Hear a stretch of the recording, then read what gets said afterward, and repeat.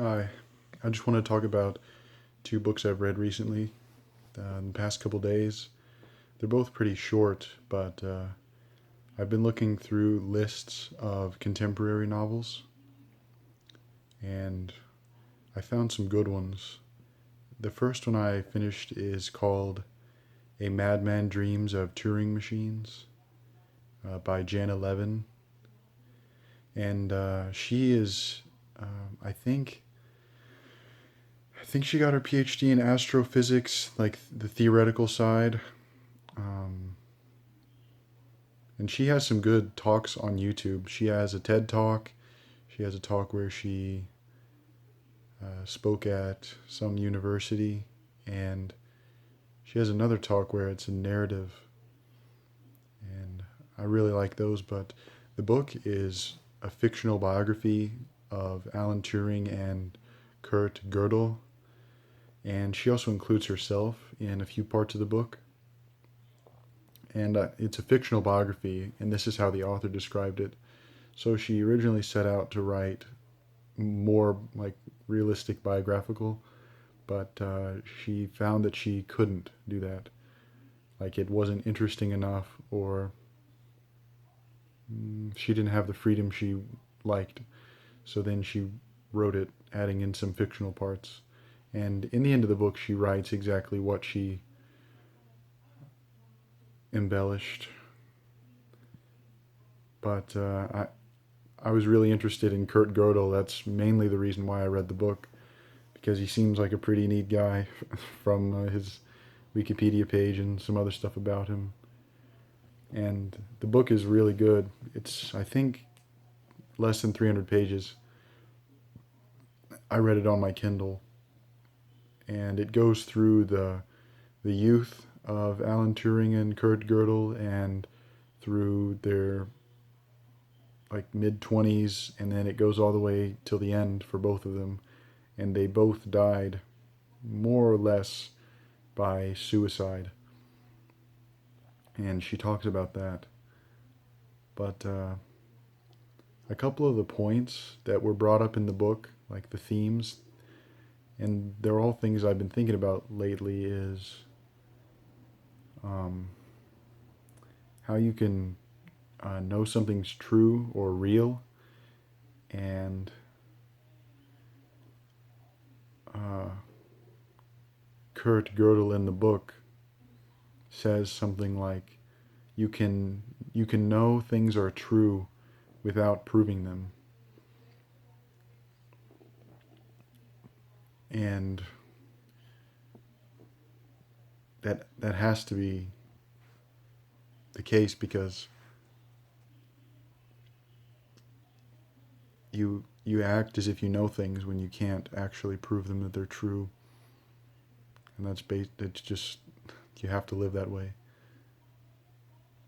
And the author brings up his incompleteness theorems, which I don't really understand, but apparently it's related to the liar's paradox.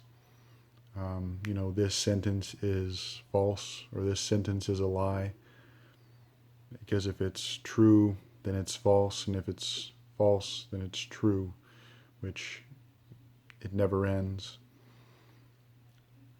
And then Wittgenstein actually acts as a character in the book too.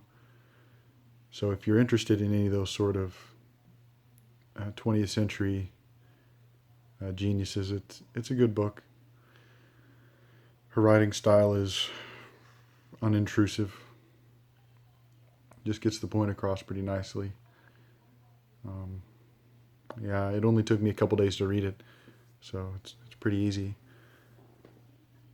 And another big theme of the book that got me thinking a lot is free will and determinism.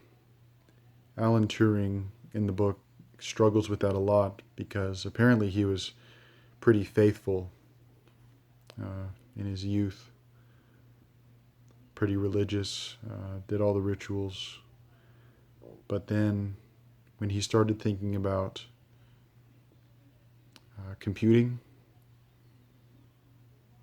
and chemistry, he decided that humans were basically like a really complex computer.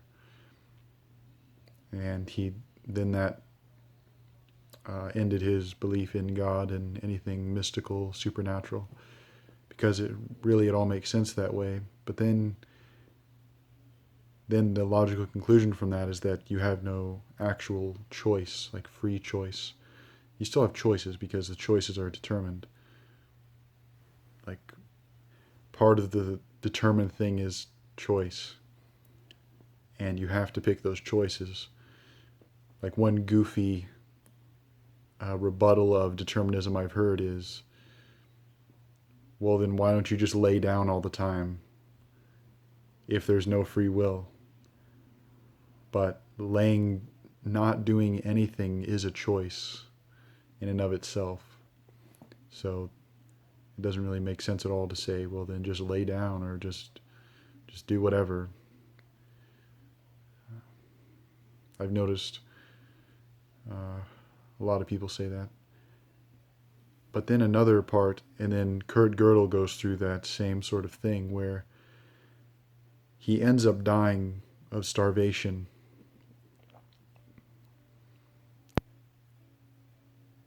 Well, not necessarily of starvation, but he doesn't eat much in his old age. And one thing the author says is, that is maybe the biggest choice you can make is to die, because you don't ever choose to live. No one ever chooses to be born. It's impossible. So, and this isn't saying that Kurt Gödel thought this. It could have been something else, but one of the things the author fancies is that dying is the biggest choice you can make, or choosing not to live is the choice. And I've always thought not having children is, at least deciding whether or not you want to, is the most important choice you can make out of all of them. And I suppose dying is similar to that. And then I'll go ahead and talk about the second book I read. This one is pretty short. I think it's only 200 pages. It's called Naive Super. It was originally published in Norwegian in 1996. The author's name is Erlend Loe. I don't know how you say that in Norwegian. But it follows a 25-year-old who graduated with a bachelor's degree and is, at the start of the book, currently still in school. But he seems to have lost his purpose and his sense of meaning in life, which is probably something quite a few people can relate to. And it pretty much is told in a naive way, really simple sentences, sort of childlike characteristics. The main character enjoys making lists of things they enjoyed when they were young, list of things they don't like, list of things they enjoy now, that sort of thing. And it's pretty cute. But and one of the things that character talks about that is kind of related to all this science talk with Turing and Gödel is time, whether or not time exists. And I was actually talking to someone about this, and we pretty much couldn't decide. It at least exists for people, although that's obvious. And then in the book, the character says that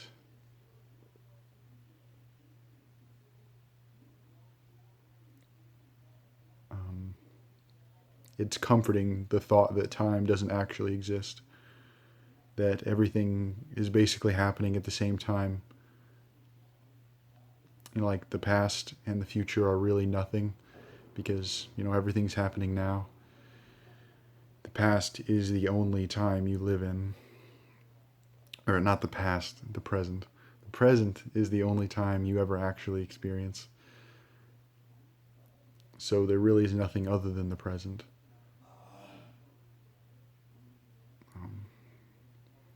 And yeah, I can see how that's comforting. I'm not really sure how valuable that is or practical that is to think. You know, you always hear that live in the moment, you only live once, that sort of thing, but it's just not practical.